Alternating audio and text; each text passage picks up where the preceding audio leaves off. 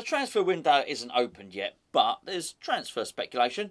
I get it. You know, I totally understand it. Whilst it might not be open, you're at a disadvantage, really, if you haven't got your ducks lined up already. It's something West Ham, and particularly David Moyes, has been guilty of, I think, for too long, which is leaving things late in the transfer window. I do find it weird that you have a month or so. Let's talk about January transfer window. You have a month in which to buy the players, but that doesn't mean you can't scout them or identify who you want and in what areas you need in all the months preceding that. Obviously, the summer window's open for a lot longer, and you've got the luxury of more time during that. So it just feels a little bit weird that there's this frenzy of activity on transfer deadline day. I think it's good for interest, it's good for videos, good for Sky Sports News. Not sure how good it is for any buying club, and I would suggest even any selling club, because look at a couple we apparently tried to do very recently in the last window, which is Rafinha and Calvin Phillips, whether or not you believe that. And the other one, of course, was Darwin Núñez. Now, it doesn't really matter if you match a club's valuation. What's really important is to listen to what a club is saying, which is, OK, we may well be able to sell you this player, but we're going to need to buy a replacement. I think negotiations are pretty poor if what you're going to do is go into a negotiation and not allow the selling club to buy a replacement in there. In the end, you're just giving them less reason to sell you the player. Basically, why should we sell you our winger? Because when we don't have enough time to get in a replacement one. So I think that's the first thing. But what I really wanted to talk about, and more pertinently, was our recruitment of a recruitment director, which is, I'll call him head of recruitment. It's Rob Newman. We signed him from Manchester City. Not a lot was made of this signing. Take you back a little bit further. David Moyes has come in. He's taken over from Pellegrini. There's no scouting set up. There's no recruitment set up. As we know, Pellegrini had his very good friend Huselos there, and they employed both of their sons, Huselos Jr., Pellegrini Jr. When they left, they took the paper-based dossiers with them. There was no scouting here. So you understand at the start why David Moyes might want to get something in place, get a system going, recruit some scouts, and just really start to build a department which didn't exist at West Ham. Now he started to do that, and I think really the cherry on the cake, probably not the cherry on the cake, probably the cake mixture, probably the base of the cake, is Rob Newman, this is the guy that's going to head up that department. Now, it is worth saying that before he came over from Man City, he was a scout at Man City. He's not somebody with a lot of experience of doing so. The leaders in their field, in that sort of thing, are probably at Southampton, at Brentford. I was going to say were at Brighton. I think the guy at Brighton's been signed up by Newcastle. Might be wrong. But these are, and you'd have to excuse me, the fact I don't know their names tells you everything about them. These guys fly under the radar. They do their job. They identify players. They recruit players. That's what they do, and they're pretty damn good at it. So what West Ham decided to do was identify somebody at Man City who had been a scout, but who had, as we understand it, a network of players in Spain and in Italy, and possibly South America. I might have that wrong as well. But who was possibly ready for the step up. He'd done his apprenticeship. He's now ready to be more than just a head scout, put it that way. My concern was actually prompted by somebody who left a comment in one of the videos a week or two ago, and I do apologise. It's so hard to sort of sift through. You can't actually do a search for individual posts, and it spiked a bit of interest with me, it has to be said, because it was referring to West Ham actually going and selecting players and choosing to bid for players who really no scouting is required. You don't need a scout to tell you about Ollie Watkins. You know, we already know about that person. You don't need a scout to tell you about Rafinha. You don't need a scout to tell you about Calvin Phillips. We'll get to some other players in just a minute. And I think when I look at it, and I think, well, hold on, at which point does Rob Newman come into play? Because he's been here a year now. In fact, if you've got a bit of mischief about you, and I certainly have thought that has occurred to me, possibly he could have been doing his work for West Ham for more than a year. Because if you remember, 6 months before that, he was placed on gardening leave by Manchester City because they knew he was going to West Ham. The reason Manchester City had done that is they didn't want him being able to pass on some of the Man City targets. Now, this I found really interesting because if the Man City targets were Ollie Watkins, Calvin Phillips and Rafinha, It's no big thing, is there? Everybody knows about these guys. It's the hidden gems, the unpolished diamonds, and any other maybe some rubies as well. Any other precious stone analogies you quite fancy throwing in there? It's those guys, the unidentified players that you might want to keep secret, or a club might want to keep secret from other clubs. And I think it's the paucity of those names that has me a little bit worried. Because did we really bring Rob Newman in to tell David Moyes that Ollie Watkins can score some goals in the Premier League? Before I go any further, this video is sponsored by the OneFootball app, which you can download by clicking the link below. It really is your one-stop shop for all your West Ham news, and at this time of year, your transfer news. All throughout the season, have the fixtures, have the results, have all the key stats in the game. But at the moment, it's going to go big on the transfer news, and this is the place to stay up to date with it. What happens is when you sign up for the free app that is the OneFootball app, you say, oi, I support West Ham. What it does, it filters out all the other news that you don't want, puts all the West Ham stuff into one place and delivers it direct to your phone. Like I just said, it is free.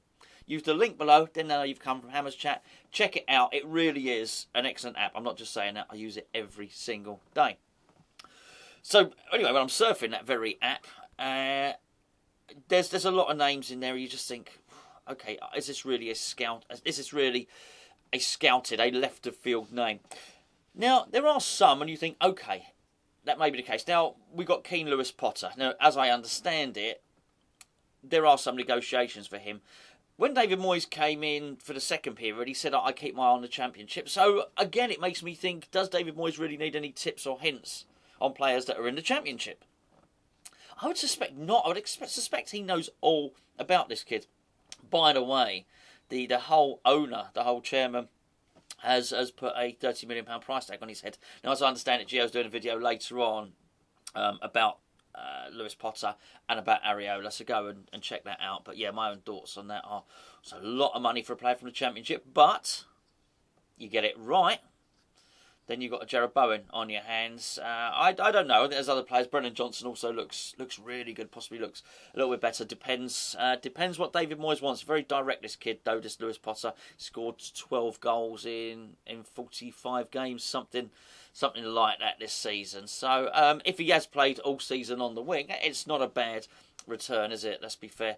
But anyway, I'll let Gio talk about him. But what I'm saying is, what I expect are some names, some different names to come up. Because what's the point? What's the point in having a director of recruitment if he's just going to tell you what you already know?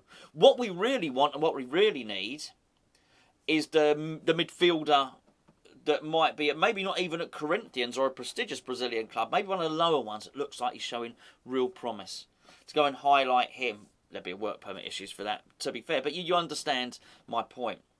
The guy who's playing in the second division in Spain, for instance. The winger that's absolutely ripping it up, that maybe is perking the interests of some of the bigger Spanish league teams. But you know what? We go in there, we steal a march because we can probably pay a little bit more and offer him Premier League football. It's those sort of players. Those are the guys that I think he's been brought in to really identify and to get the deals over the line. A lot was made that Sullivan wouldn't be involved in negotiations anymore. Rob Newman was the guy coming in to close the deal. I don't know about that. I don't see that. I'm not so sure about that. I think the more urgent necessity is the identification of players.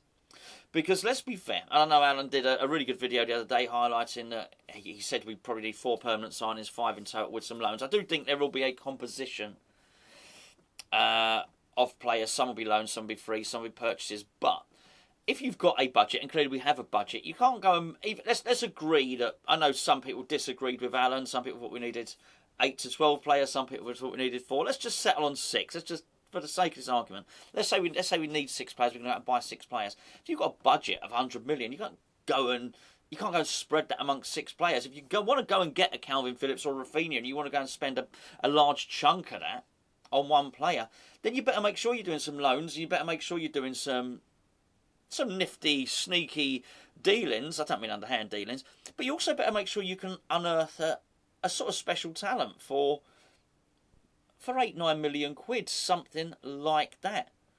Someone like a Soufal, for instance, 5 million. No one had heard of him. I don't care what anyone says. I don't remember reading any comments. I do understand now when we've got some a lot of Czech fans who obviously watch a lot of West Ham channels because they're following Souček, Soufal, and I guess to a lesser extent Krau.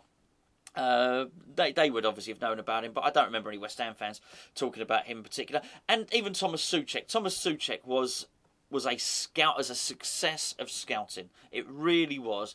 No one was talking about him. You can't say the same about Bowen. I do remember before we signed Bowen, there were people in the chat saying you want to go and look at this player in the Championship. He's at Hull. I remember it well. Same with Ben Rama. Everyone knew about Ben Rama 18 months before West Ham signed him. That wasn't even. It wasn't even something that could even be put down to scouting. But nobody was talking about Souček. Nobody. And those are the type of guys you want Rob Newman to come in and identify and recruit for West Ham. I think he's had his initial 6 months gardening leave. And my point earlier was maybe he'd be passing under the table, say, "Oi, we've had a look at this guy. Look, there's a cheeky little left back playing in the German league who you might want to have a look at." I understand that didn't happen there, but he's now had a year to get his feet under the table. I would be very, very disappointed if West Ham didn't, at this point, have a list of 5 or 6 players for every single position. This is how the teams do it. I remember reading an extensive article about Southampton's recruitment. In fact, the guy's name escapes me now. He used to be manager at Charlton for a stint. Anyway, that doesn't matter. I remember him doing an article and he was talking through the data analytics they had and the fact that actually if they lost their left backs, I remember at the time was possibly Bertrand. So if we lost Bertrand, we actually not only know our next target, we know our next 5 targets. They're already scouted. It's already done. We know everything about them. I'd be very disappointed if West Ham didn't have exactly that now. And when you have a list of targets, they can't all be the player that had cost 50-60 million from Aston Villa, the winger that would cost 50-60 million from Leeds, the player that all of us know that requires no scouting at all. They can't all be that. You've got to have your budget players in there. There has to be room for the centre forwards that looks promising. He's in the French second division. And he's been scouted already. So let's hope we do that. Let's hope Rob Newman comes through. Let's hope we can pick off a few players. I just look at there weren't a lot of surprises happening in the last window. Zuma was being talked about for months. Areola was being talked about for months. Vlasic wasn't kept particularly quiet. It has to be said. Krau was a surprise that he signed, but we had actually been talking about Krau for months. Lots of people were saying, he'd be a good partner for Declan Rice and so on and so forth. But once we'd already signed Souček, the eyes were on Krau. Right? So let's hope that some of these big names that are out there now, let's hope we are interested in some of them. But let's also hope that some of it is smoke and mirrors and that some of these names are put out there, the big names, just to sort of muddy the waters so it's not completely clear that when we are going for that unidentified talent who might be banging in the goals in Serie B in Italy, that actually we have a clear run at him and we can get the deal over the line.